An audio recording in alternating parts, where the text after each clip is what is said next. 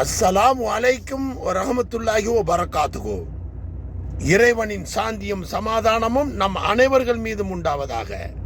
உங்கள் TN driver Ibrahim.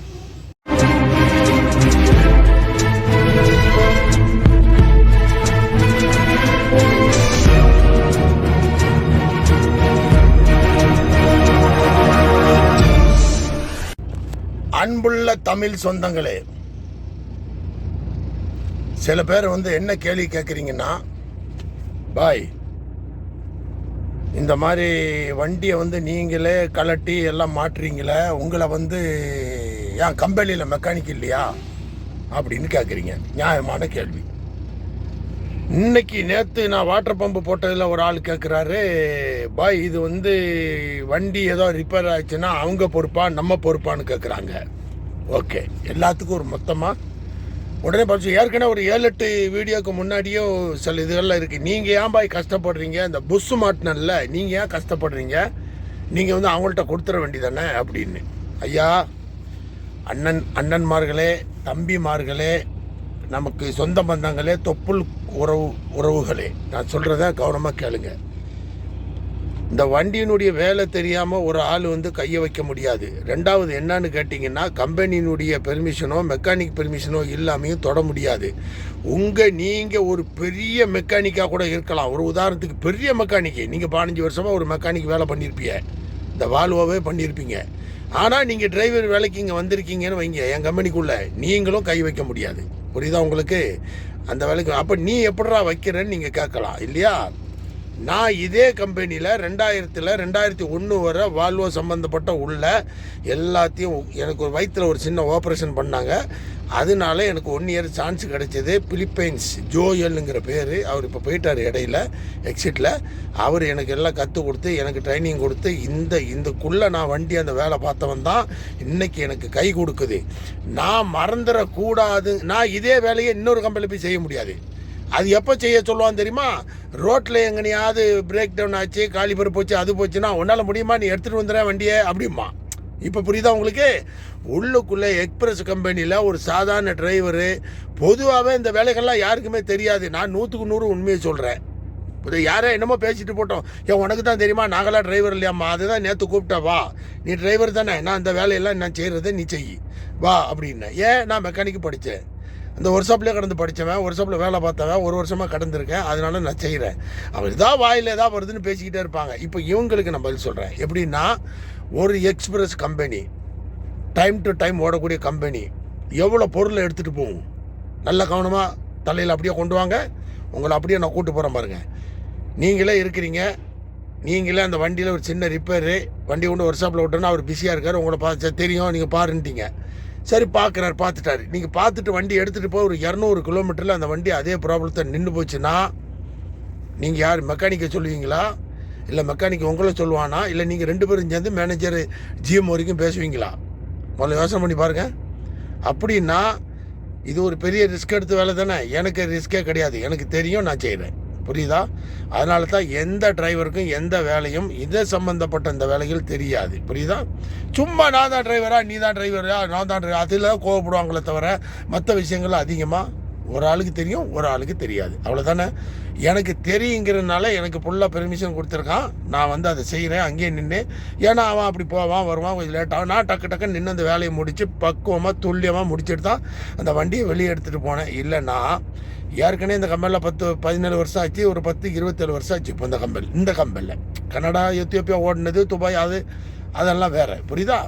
Okay. அப்படி இருக்கும்போது 1 ஹவர் கூட வண்டி இது வரைக்கும் பிரேக் டவுன் இல்லாமல் இத்தனை வருஷம் ஓடுதுன்னா, ஆண்டவனையை நம்பியிருக்கேன், என்னுடைய தொழிலையும் நம்பியிருக்கேன். இப்படி கழட்டினா தான் இது, இப்படி தான் வேலை, இதான் வேலைன்னு எல்லாத்தையும் தலையில் வச்சு நான் ஓடிக்கிட்டு இருக்கேன். ரன்னிங்லேயே அந்த வண்டி ஓடிக்கிட்டு இருக்கும்போது என்னன்னு சொல்லி போடுவேன்.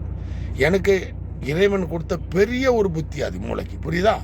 சும்மா சாதாரணமாக அந்த வேலையை எடுத்துகிட்டு ஸ்டேரிங்கை பிடிச்சா போதும், எனக்கு சம்பளத்தை கொடுத்தா போதும், நம்ம அப்படி செஞ்சுட்டா போதும், இப்படி பில்லை போட்டால் போதும், இப்படி போதும், நான் அப்படி வரல. முதல்ல அதை புரிஞ்சுக்கிறேங்க. அவங்களுக்கு தெரியாதுங்கிறக்க சொல்கிறேன், கோபத்தில் பேசலை, அவங்களுக்கு புரியணுங்கிறக்கா சொல்கிறேன். அதனால வண்டி ரிப்பேர் ஆச்சுன்னா அவங்க பொறுப்பா நம்ம பொறுப்பான்னு ஒரு ஆள் கேட்டிருக்காரு. வண்டி ரிப்பேர் ஆகுனா நீங்கள் தாங்க பொறுப்பு. ஒரு எக்ஸ்பிரஸ் கம்பெனி வண்டியை பிஃபோராக கண்டுபிடிச்சி நீ அதையா சொல்லலைன்னு கேட்பாங்க. நீ 800 கிலோமீட்டரில் போய் அது ஏதோ எலக்ட்ரிக் பிரச்சனை வந்து அந்த பிரச்சனை அது வேறங்க. திடீர்னு வந்து இப்போ இன்ஜின்லேயே பிரச்சனை வந்துருச்சு, தண்ணி இல்லாமல் ஓடிடுச்சு, அது கவனிக்காமல் ஓட்டினது யார்? சென்சாரும் இதே பார்த்துட்டே இருந்தால் தான் உண்டா? மைண்டுன்னு ஒன்று இல்லையா? ஒரு வாடை சுமல் இதெல்லாம் வராதா? ஏதாவது வரும்ல. எங்கேயா டீ குடிக்க அது குடிக்க நிப்பாட்டத்தானே செய்கிறோம். அப்போ அதில் செக்கிங் இருக்குல்ல. வர்றது ஏறி உட்காரணும், போகணும், வர்றது ஏறி உட்காருது, அப்படியே போய்கிட்டே இருக்கணும்னா வண்டி ரிப்பேர் வந்துக்கிட்டே தான் இருக்கும்.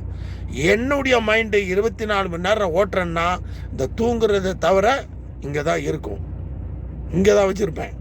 எனக்கு தெரியும் 10 சவுண்டில் 11ஆவது சவுண்டு வருதுன்னா இது இந்த இடத்துல வருது, என்னன்னு பாரு, கவுத்துறான்ருவேன். புரியுதா? அதனால தான் நான் சொன்னேன், எனக்கு கம்பெனியை நம்பிக்கை எனக்கு கொடுத்துருக்குது. நான் என்னுடைய வண்டியை நான் பண்ணிட்டு போய்கிட்டே இருக்கிறேன், அவ்வளோதான்.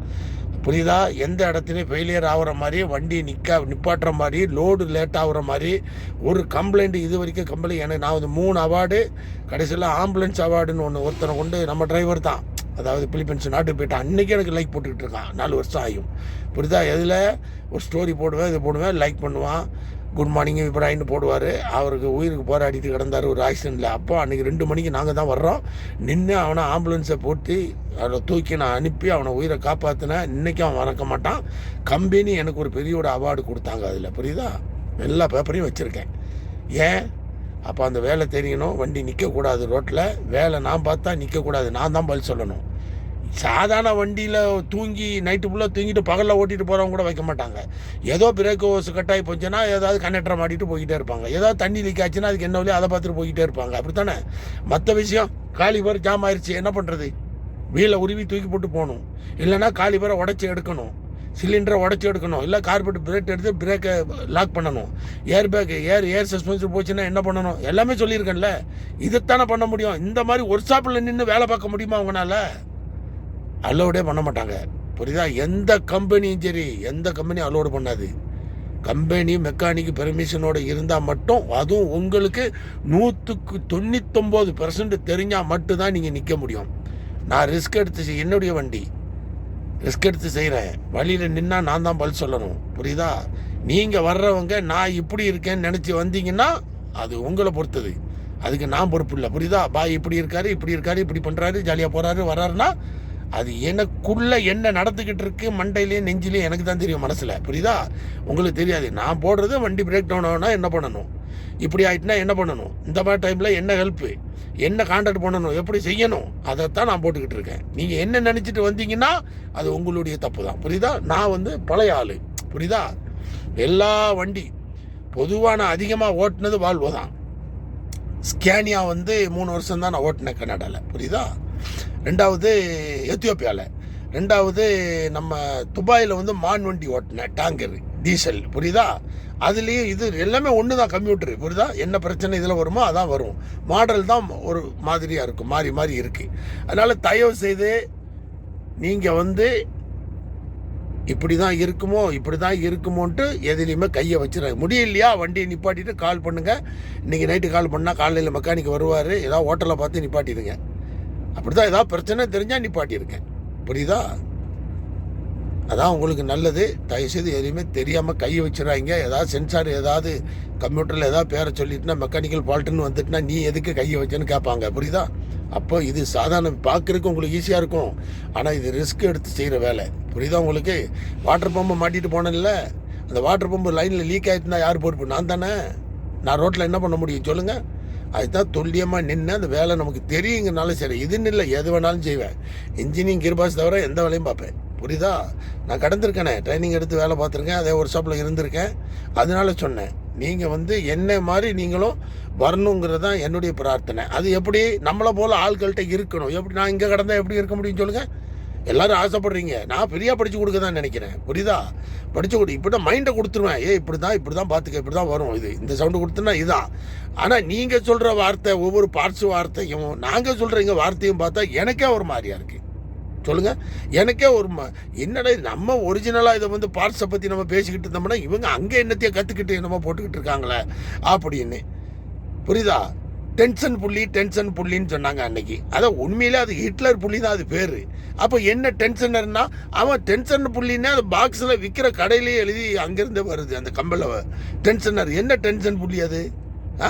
அது பேரே ஹிட்லர் புள்ளி தான். ஹிட்லர் புள்ளி அது பேர், புரியுதா? அப்போ இது சாதாரண வார்த்தை. பார்க்கிங் பிரேக்கு இன்ன வரைக்கும் உங்களால் மாற்ற முடியலையே. இன்னும் வரைக்கும் ஹேண்ட் பிரேக் தானே சொல்லிக்கிட்டு இருக்கீங்க. உங்களுக்கு எப்படி படித்து கொடுக்குறது சொல்லுங்க? இன்னும் பார்க்கிங் பிரேக்கே நீங்கள் ஹேண்ட் பிரேக் தான் சொல்லிக்கிட்டு இருக்கீங்க. இன்னும் என்னென்ன வார்த்தையெல்லாம் இன்னும் தப்பாக பேசிக்கிட்டு இருக்கீங்க.